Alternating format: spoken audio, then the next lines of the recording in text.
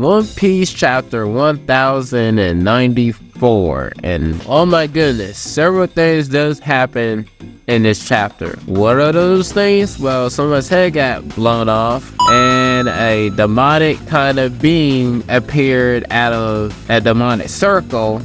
And let's not forget the third one. Well, it's let's just say a tiebreaker has been issued after the two people that was fighting that we hopefully was going to win, but it's like okay. But let's go ahead and jump in, strap in, and let's see what we got here, because this somebody's going to die in the next few chapters. I can tell you that much. I mean, someone's gonna have to sacrifice themselves for this chapter to proceed on to the next arc, which is the Elbaf arc. So someone's gotta go, but starts off, and let's just say the pacifistas are now attacking the Marines, which I kind of figured that much because they are made by Vegapunk, and Vegapunk got a little got more authority. But you also gotta look at the central leadership, not leadership, but the command options. It says Vegapunk right there, but guess who's on top of that little eminence of power? It's the 5 elders. But wait, here's the thing. Who came with Kizaru? Who gave Kizaru the order to go kill Vegapunk? Hint. But they all the pacifistas started attacking. But they're mostly focused on, the Marines are most focused on Julie Bonnie for some strange reason. But she has now become a key figure, or a key figure in this fight. So has Vegapunk, but it's more stretching towards Julie Bonnie mostly because of hits if you haven't been reading the chapters so far. But oh my goodness, you just gotta understand that the Straw Hats are trying to get Vegapunk out of there, but it's starting to look like it's not gonna happen. Oh, another thing, don't forget about that giant robot too from the previous from the other chapter that I revealed. Don't forget about that one. That one was gonna play an important role to this arc. Don't know when it's gonna appear, but I assume it's gonna appear in 3 more chapters. Probably 97. I'm betting 97. If not, it's probably gonna be 2000. Well, not 2000. It's probably 2000. Chapter 2000. I'm putting my bets. I'm putting that down. I hope either 2098, or anyways. Yeah, goodness, the struggle is real for real in this chapter, because that Vegapunk and Stella are trying to go get Julie Bonnie out of that whole mess that's going down the bottom, which is kind of strange. Julie Bonnie is trying to avoid all the Marines, especially the Vice Admirals, which, oh my goodness, she's even putting a much fight against and dodging and weapon improvising, defending herself. What I mean by weapon improvising, she's just picking up random objects off the ground just to defend herself. Even Marines, pistols, rifles, pikes, metal pikes, or katana, swords, hammer, wherever she can wield to defend herself. So even using her devil fruit power, which she ends up using NDE, which is near death experience, which is one of her abilities, as I assume. But what that does in short terms, near-death experience, well, it gives you near-death experience. What can I tell you? I mean, you touch somebody, let me describe it in short and lamest terms. You're seeing what people call a life experience. So you're experiencing what you're gonna die, and then your skin melts off, and slowly but maturely, your skin falls off, and then you're dead.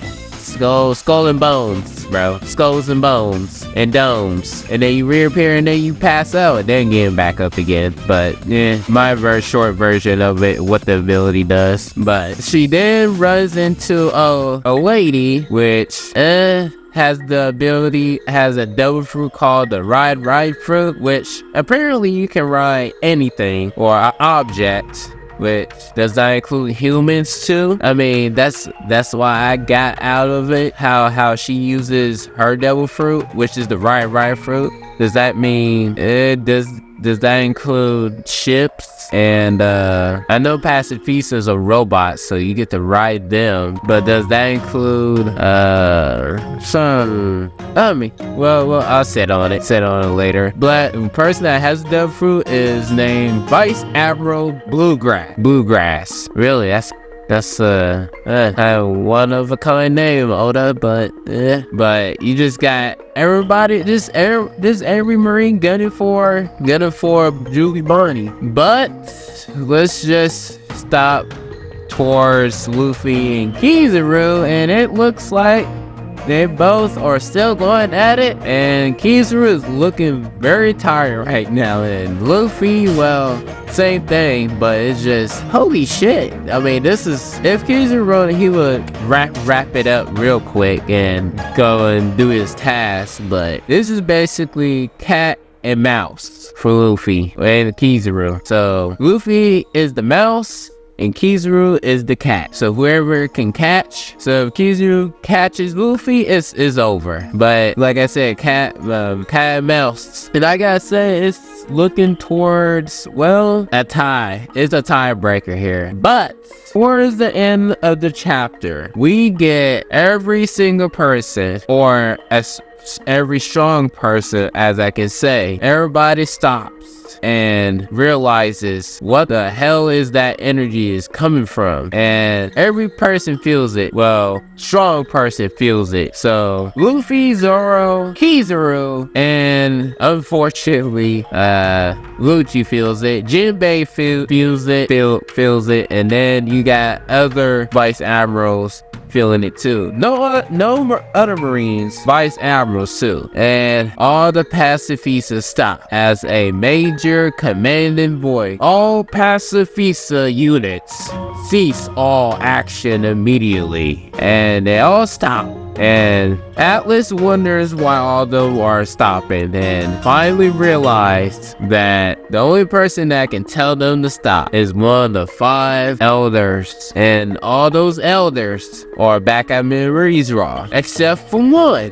But it shows a demonic circle popping up in the middle where the Marines are, and oh boy, it's looking bad right now. But an announcement says any Marine ranked Commodore and below is hereby ordered to avert their gaze. Transgressors will not be forgiven.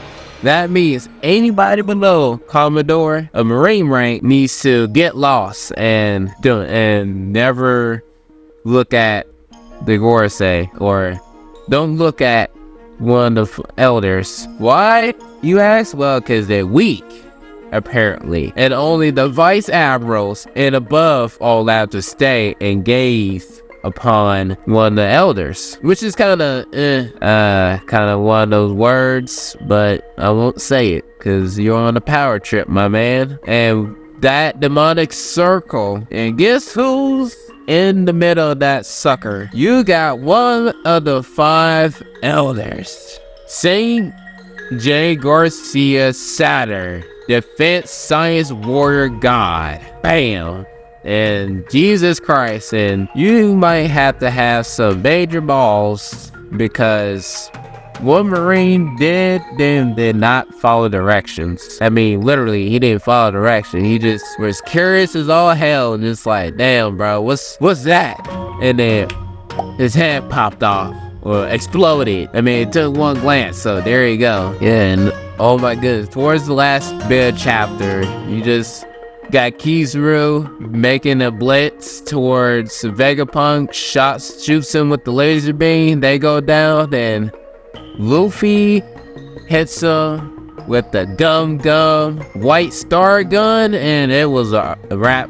And Kizaru's down. Well, temporarily immobilized, as I can say, and Luffy got drained and he's out too, because 5 minutes or however minutes he's in Gear 5th, that gets drained, because you remember he doesn't got amount of power. That's still just a new power to Luffy, just like when he used Gear 2nd, that didn't last, and that's gonna become a burden on the body, just like Gear 2nd and Gear 3rd. Don't worry, he's gonna master that in due time. But what's due time in their case though? Because everybody is just a bunch of ants towards this man right here. Seeing Saturn comes out and it's looking rough.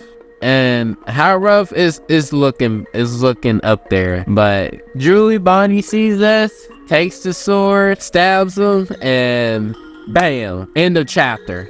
Yeah, that's it. But so I do want to point this out that Ushi Oni is what people are saying. That in my research. Also, this kind of reminds me one of those Shinra Tensei's Kana and Persona kind of enemies, and that's why I instantly went to. Well, I said, oh, that's kind of one of those shoot, and I actually did go back and look to find that, and did see a lot of comments of people that said, oh, this is a Ushioni or Ox Demon Spider, which kind of makes sense, but at the same time it's like, really?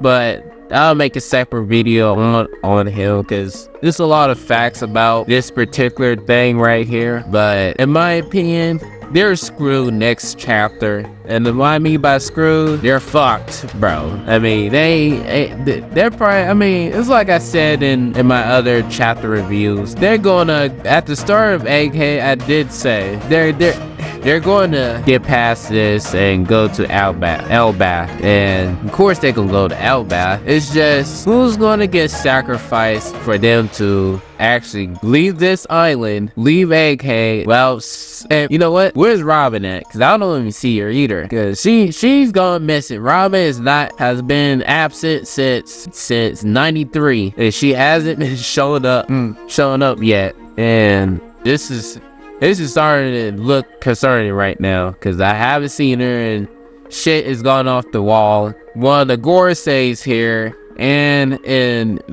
pop somebody's head off by aiming with a glance, and it's looking bad right now, guys. Somebody might end up dying. Zoro might end up stopping his fight with Lucci and crew with this whole disaster. I mean, well, we'll see.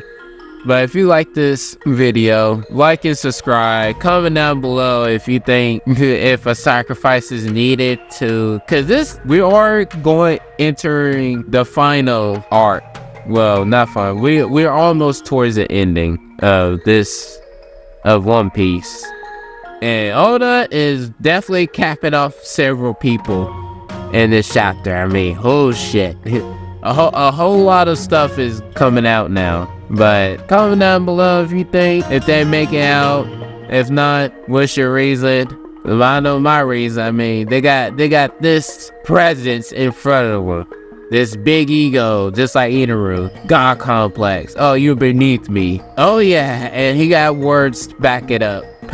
Words and power to back it up. So we'll see what happens. And presence too. So have a good day and see you next adventure.